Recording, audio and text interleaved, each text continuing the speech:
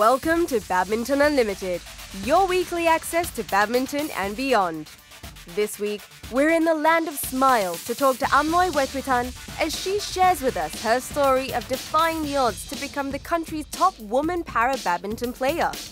And the new Caledonia national badminton team hope their first ever appearance at the TOTAL BWF Sudirman Cup will open up more opportunities for them. Wheelchair badminton is as difficult as it looks. Para-athletes have to maneuver the wheels around the court while simultaneously attempting to attack or defend the shuttle. When I started playing badminton, I was definitely very discouraged. My hands cracked and hurt. When I had to use my hands to wheel myself, they stung. However, I always reminded myself that I could do it, so I kept training and endured the pain. Once I passed that point, it was a breeze. My name is Amnouy Wetwithan. My nickname is Gan. I compete in the wheelchair category in women's singles, women's doubles, and mixed doubles. Amnouy Wetwithan is Thailand's leading woman para-badminton player in the wheelchair category. She is the defending world champion in women's singles and doubles, and three-time ASEAN Para Games gold medalist in the solo discipline.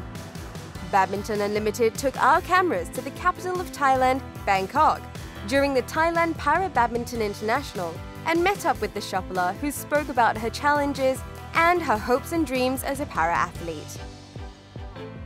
I got interested in badminton when I was in my 20s. I think it is quite challenging because you're playing in a wheelchair. Anyone can hit a shuttle while standing, so I wanted to try playing it in a wheelchair. I wanted to know what it was like. I like the challenge and I like to play it. Hailing from Suphanburi, a town north of Bangkok, Gan was born with a disability in both legs, but she never allowed her impairment to hinder her from living her life. To prove her independence, she left home at a young age, and during that time, she discovered the racket sport. For someone who loved a good challenge, badminton seemed to be the right choice. Whatever sport I play, I'm inspired by the disabled in general. They are my friends and they play sports. For badminton, I knew I was able to do it. That was why I started, and I've proved that I'm capable. Gan proved to be a natural with the racket. The left-hander won her first gold medal at the 2009 Para-Badminton World Championships in Korea in women's singles and mixed doubles. Since then, the Thai shuttler went on to amass more titles, including the ultimate prize for her country at the Asian and the ASEAN Para Games. In 2015, the determined shuttler struck again at the biggest para-badminton tournament, the BWF Para-Badminton World Championships held in Stoke Mandeville in the UK. Gan proudly took home 2 gold medals in women's singles and doubles and a silver in mixed doubles. My most memorable tournament was the World Championships in England in 2015. I had to compete with the #1 seed. I was unknown then to many players from other countries. When I was awarded my medal and the Thai flag was flying on the pole, many players began to know about Thailand. My country was becoming more well known. At the next tournament, these players will pay more attention to Thailand.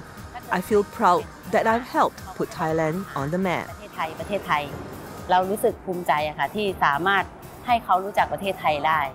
Last year, the 37-year-old was the proud winner at the Indonesia and Asian Para-Badminton International.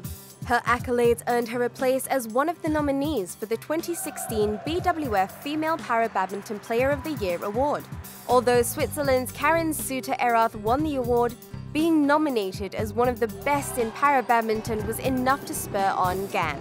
I hope to build up my skills, and I would like everyone to know that a person with disabilities like me can do several things. I also want to forge a reputation for myself, my country, and my family. Gan continues to make her family and her country proud. At the recently concluded Thailand Para-Badminton International, she successfully clinched 2 golds in the women's solo and doubles categories and took the bronze in the mixed doubles. She also won 3 gold medals at the FZ Forza Irish Para-Badminton International held in Dublin. Come September, the tenacious shuttler will be out to defend her title at the ASEAN Para Games and at the World Championships in November. The tournament that I feel most excited about is the World Championships in Korea, because we have to gain points and better our rankings in order to go to Tokyo. If we can do it, we will get to go to Tokyo, so I'm looking forward to November. Thai para-badminton is still at a developing stage. Despite the constraints, Thai para-shuttlers have been gaining recognition, earning top honours in many major tournaments in the last few years. Gan and her teammates are confident they could achieve more if they had access to world-class facilities. Other countries have the support of modern equipment. For us, we compete with them with only our strong mind and body. We do not have good wheelchairs like theirs. However, we are still able to get on the winner's podium and receive the medals along with them. It is a challenge for us. It is like, even though we do not own a modern car, we still travel on the same road and we can still overtake them. I take that as a challenge. The strong-willed shuttler is certainly not stopping anytime soon. Amnouy Wetwithan has proved that she is more than capable in overcoming obstacles and challenges. Wielding her racket, she still has more to offer and continues to enjoy life without regrets. Looking back, if I was someone who did not play any kind of sport, I might have been just another person with disabilities, who watches someone else receiving medals or looking at someone else going further in life. I'm glad I embarked on this journey. When I look back, it is like looking at a mirror. It reflects the pride that I feel in my own heart.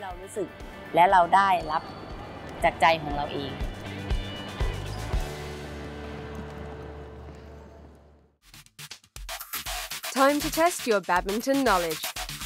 How many Oceania nations participated in the TOTAL BWF Sudirman Cup 2017?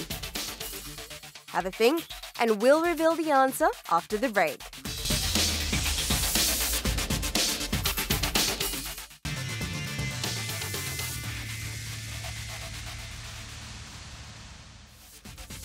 When we return, we're in Jakarta to look at what has recently changed at the most popular badminton tournament in the world, the BCA Indonesia Open.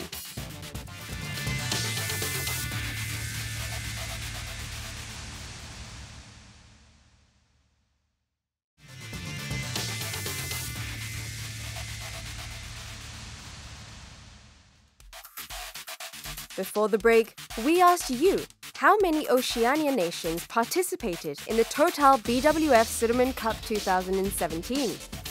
The answer is 6. A record number of 6 countries from Oceania competed in the World Mixed Team Championships in Gold Coast, the first time the Sudirman Cup is being held in Oceania. For 4 of these nations, Guam, Tahiti, Fiji and New Caledonia, it was their first experience playing in a tournament of this level. Australia and New Zealand completed the list with the former finishing in 16th place, their highest ever finish in over 20 years.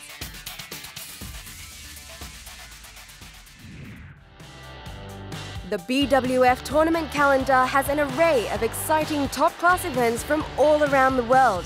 But there are few that can match the energy and passion of the Indonesia Open.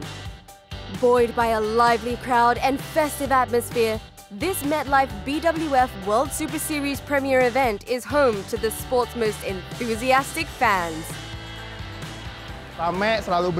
Here, it's always noisy. The players who come from all over the world appreciate the atmosphere. We support our own, but the other players know the Indonesian fans cheer them on too. Badminton is the most successful sport in Indonesia. We have a lot of fans here and all over the world. You will find Indonesian fans in China as well. The tournament's venue, the Istora, has also been a distinctive element of its larger-than-life reputation. So it was big news when organizers decided that the BCA Indonesia Open 2017 was to be held not at the iconic stadium, but at the Jakarta Convention Center, otherwise known as the JCC. The Istora is in the midst of restoration work, so organizers have had to carefully explore options available to them before deciding on the final venue. We usually have a Istora. Istora right now is being renovated for the Asian Game for the 2018. So I mean the sponsor of the Bank Central Asia or BCA wanted to have it in Jakarta, not the other cities. And then after searching the other locations, we come to the conclusion that Jakarta Convention Center probably is the best one after the Istora. The Badminton Unlimited team was on the ground at the recently concluded tournament to report on how the country's badminton administrators, PBSI, managed to put out another successful edition of the event despite the new setting. Here in Jakarta, we know that there are not many venues that can accommodate the requirements set out by the BWF. We did our survey and came up with 3 alternative locations: the JCC, one in Kuningan and another in Pritama, but we finally chose this place. There was also a possibility to hold it elsewhere, and there was Surabaya. It has a good venue, but the sponsors were keen to keep it here in Jakarta. However, transforming the JCC into a world-class badminton arena presented a big logistical challenge that the organizers have had to work around. The floor in the Jakarta Convention Center is not even because this hall actually being used a lot for the concert and for the for the conferences. So there's so many cables, and they are not even.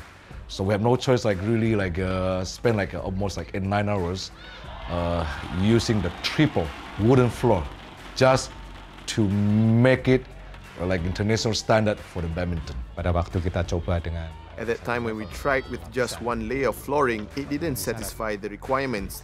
The carpeting came out. We had to use 3 layers, and that took up a lot of time and effort. Memakan effort yang luar biasa. This year's edition also coincided with the holy month of Ramadan, where Muslims worldwide observe fasting. And with Indonesia being home to the largest Muslim population in the world, organizers needed to make sure the local fans were well looked after throughout the week. We don't want to have this tournament during a fasting month, and we have no choice because we cannot forward after the Sudirman Cup. So that's challenging. So we have to have it during the fasting month. Ini adalah sesuatu yang It's one of those things that had to be done. There's nothing we could do with the schedule we had, but we promised to everybody, especially to the fans, that we respect everyone who were fasting. We had made arrangements to help them when they broke their fast in the evening at the venue. buka puasa di venue ini. Mau puasa mau enggak, It's your personal responsibility as a Muslim to fast. This will be a different experience because time flies.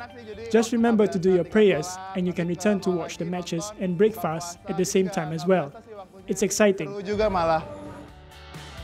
But come what may, the show must go on. The unmistakable, energetic vibe of the Indonesia Open stayed very much the same. This year at the JCC, we've got a really nice feeling for this place. It's a very new, modern hall, and all the players like it. So maybe not as intimate as the Istora. The crowd are really close, but they're still very noisy, so it's still really good. We come to concept with the sport and entertainment. That can become the trademark and become like the level that everybody is try to catch up. Basically, if you want to hosting a very good international badminton tournament, they always ask everybody, come to see Indonesia Open. Once fully restored, the Istora is set to take back its place as the traditional venue of the event. And with the BCA Indonesia Open 2017 enjoying a resounding success at the JCC, it's proof that this much-loved tournament will never lose its flavor wherever it's held.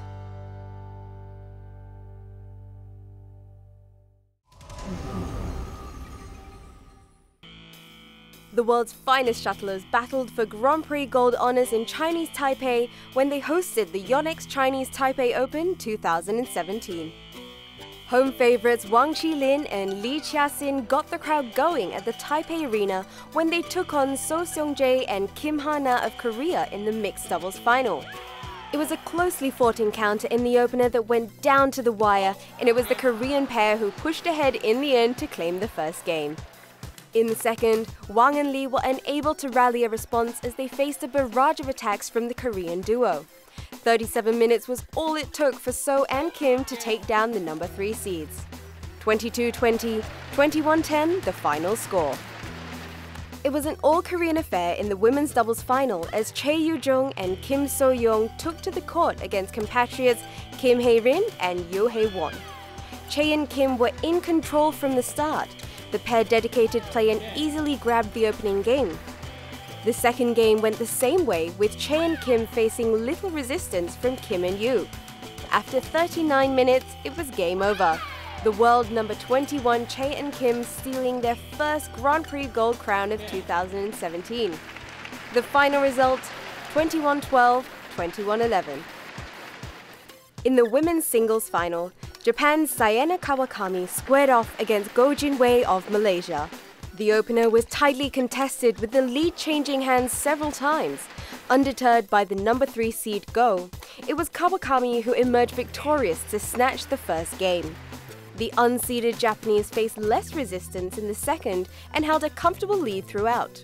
Kawakami's blistering pace and vicious finishes proved too much for the Malaysian as she conceded defeat in just 39 minutes. The final score, 21-17, 21-17, the 19-year-old grabbing Japan's first women's singles Chinese Taipei Open title in 13 years. The home crowd was treated to an all-Chinese Taipei affair in the men's doubles final as Chen Hongling and Wang Qilin took on Li Zhehui and Li Yang. Number 2 seeds Chen and Wang piled on the pressure from the start, and it paid off as they took the opening game convincingly. Li and Li turned up the heat in the second, but the number 1 seeds could not produce enough firepower to shut down their opponents.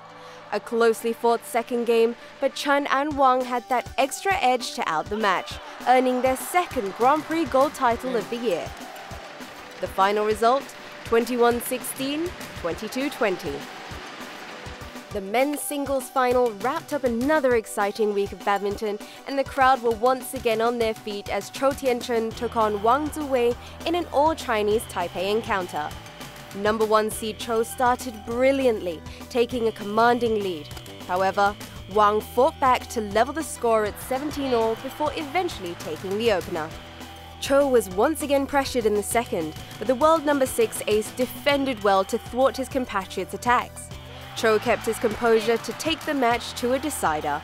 In the third, Chou showed why he was the nation's top men's singles player.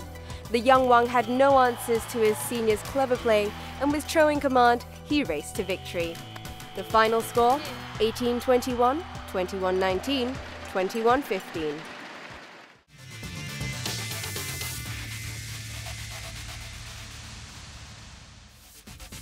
After the break, we speak to members of the New Caledonia badminton national team about their experience playing at the TOTAL BWF Sudirman Cup 2017.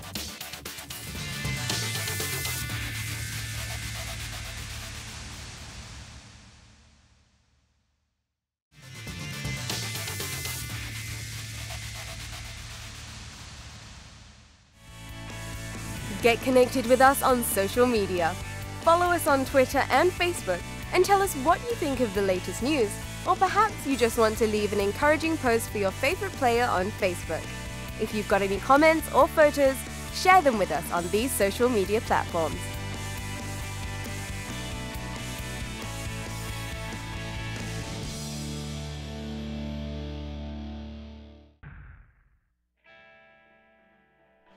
It was a week of firsts for many in the TOTAL BWF Sudirman Cup 2017 as contending nations battled it out in Gold Coast.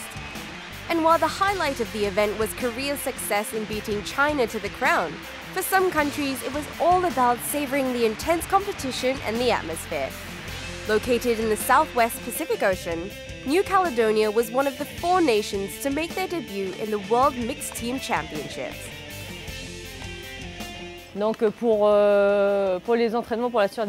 Our challenge was in preparing for the Sudirman Cup. We trained more hours to improve physically because we know it is a high-level tournament. Other challenges were to train our hits, trying to make fewer mistakes and working on the mental side of the game. Because for most of us, we've never participated in such a big tournament like this one, a world-class tournament.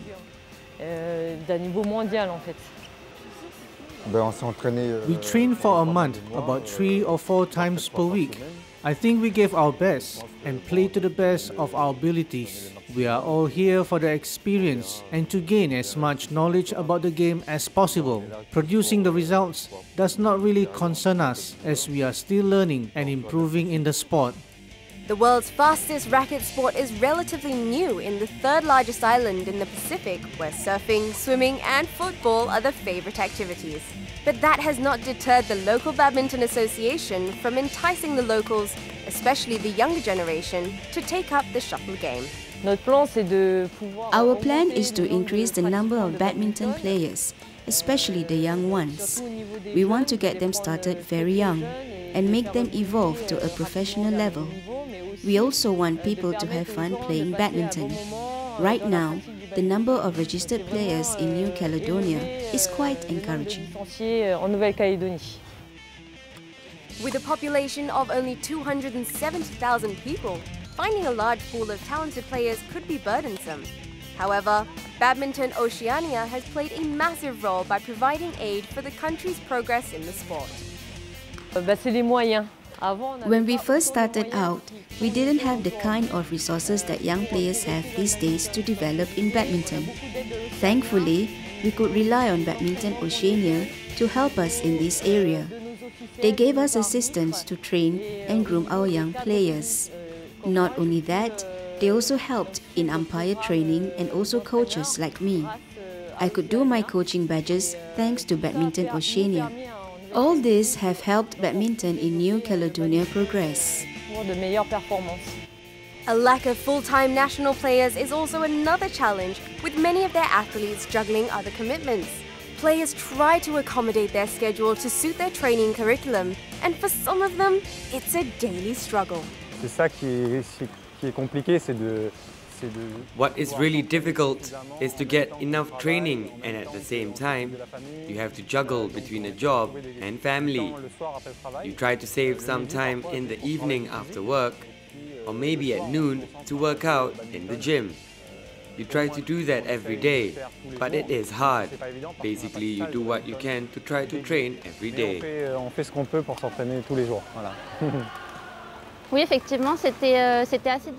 It was a challenge during my years as a student because during that time, I went through a difficult period trying to juggle badminton training and my schoolwork.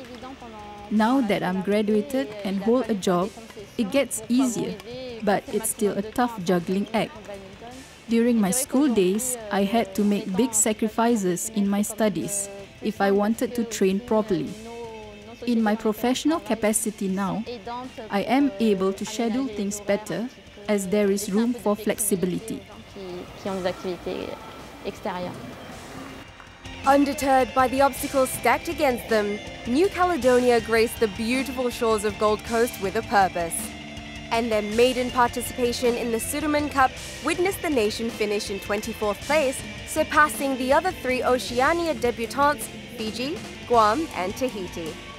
On the first day of the competition, the country earned a resounding 4-1 victory against their North Pacific counterparts, Guam. Their achievements saw the country rise 6 places to 51st in the world team rankings. The team's thirst for success shows no signs of slowing down, with the association already looking ahead to greater prospects. With New Caledonia a self-governing territory of France, the players are hopeful that they will have the opportunity to be part of the French national team in the sport's biggest stage. For the team, the goal is to improve. For me, I dream that one of our players can be part of the France national team someday. That is my desire. Fueled with desire to excel in the shuttle game, the magical island of the South Pacific is hoping that one day its players will be familiar faces on the badminton circuit.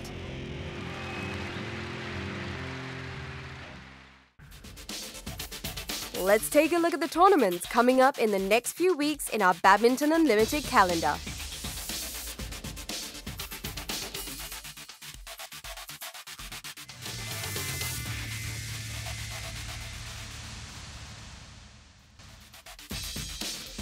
Hi, my name is Melati Deva Octavianti. My name is Ronald Alexander. Catch us on Badminton Unlimited.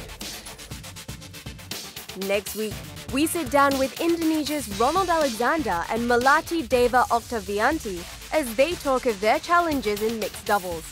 See you next week.